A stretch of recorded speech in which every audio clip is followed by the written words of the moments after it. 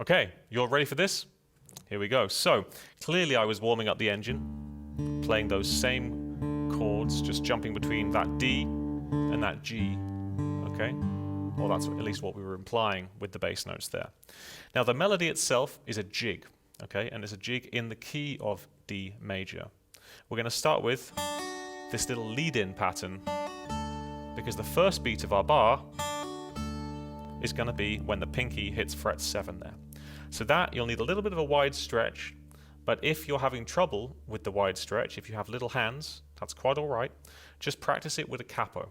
Put a capo on fret 2 or fret 4. In fact, on my album, I believe I'm actually on fret 4 when I play this song, on fret 2 and fret 4. That way, the gaps between the frets will shrink slightly as the metal frets get slightly closer together as we go up the guitar neck. So that's a little tip to help you with stretches if you're having problems. Okay, but to begin with, we're going to try and assume that you're not going to do that, and you're going to do this. We're going to hammer on from 0 to 4, and then we're going to pick fret 7. Okay, with this little roll. Hammer on to 7, pull off to 4, pull off to 0. Okay, let's keep it going.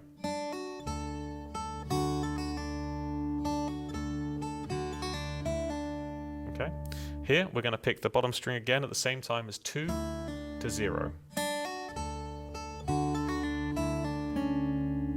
Here we're going to change strings, and on the second string we're going to play fret 4. We're going to fret 4, and you guessed it, the second finger, the middle finger, is going to pick that as it is its assigned string. Okay.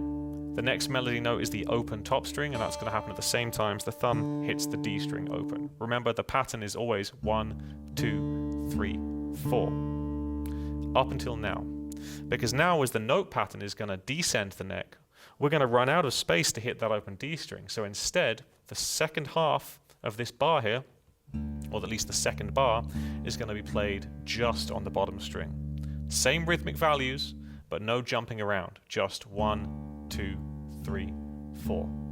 Okay? Something like this.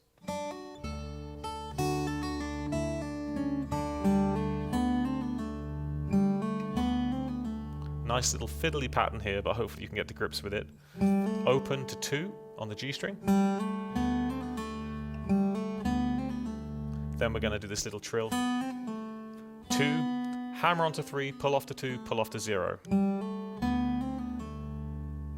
That's probably the fiddliest part of the riff.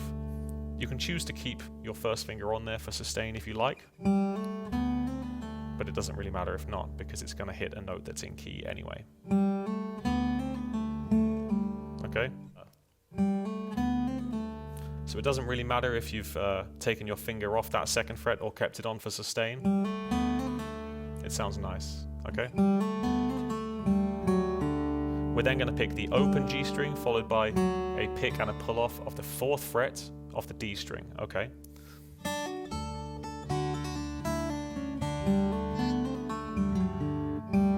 That happens at the same time as a bass note. We do the same thing again, same little trick. Pick the 2nd fret of the D string and then pull off. Okay. Then we can elect to hammer on the 5th fret of the A string, or we could pick it and then finish the melody with the 2 D strings together. Okay. That again is consistent with this thumb playing on the beat every time. From the top, that is.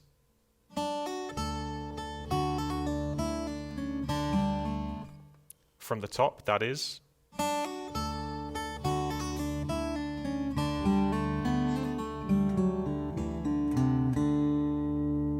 Okay, so you'll notice the bass is going 1, 2, 3, 4, 1, 2, 3, 4. Okay, now that bass pattern is consistent with the second half, which we're going to do now, which is a slight variation of that first little jig. Let me play you what I mean. That's the same, but then we're going to go down and jump back up to 7 and 4.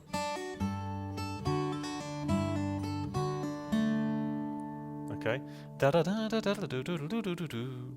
Then we're going to have a little bit of slidey on the D string as we go back to that 4 open string thing, okay? And that's going to sound like this. Let me explain that in detail, okay? We're going to slide up from the 4th fret to the 5th fret on the D string. Doesn't matter which finger you really use for this. Okay, slide up 2nd string, slide down open. 1, 2, 3, 1, 2, 3. A nice little pattern of hammer-ons and pull-offs there. 2 hammering to 4, back to 2, and open. And to finish, we have a harmonic on the 7th fret of the G string, okay? That's accompanied by another bass note, the 4th of the 4. Watch my thumb here, we have 1, 2, 3, 4. Okay? So that's a nice little example of how the left hand can move horizontally whilst this hand can stay jumping between certain notes. It gives you a lot of freedom to play fast.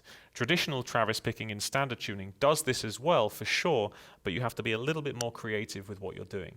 This, I think, is much more conducive to a beginner's journey in the genre, especially experimenting with open tunings and understanding the benefits of that, okay? So best of luck with that. Hopefully this gets your motor going with the Travis picking style, even though it's not technically Travis picking. We'll call it on the beat bass independence in an open tuning. Best of luck with it. See you in the next section.